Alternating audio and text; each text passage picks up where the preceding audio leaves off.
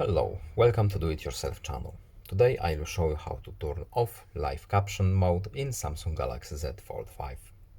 Where to look for live caption options? Of course, in the settings. So we are looking for accessibility options. And in accessibility options we have hearing enhancements. At the top of this menu is our live caption. Right now it's on. To turn it off, we simply uncheck this box, and now this function is turned off. We can also customize it a fair bit.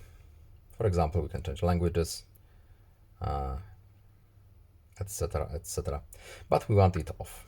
So just back out of this menu, and that's basically it. I hope this video was helpful to you. Please leave a like and subscribe. Have a nice day and see you in the next video. Bye.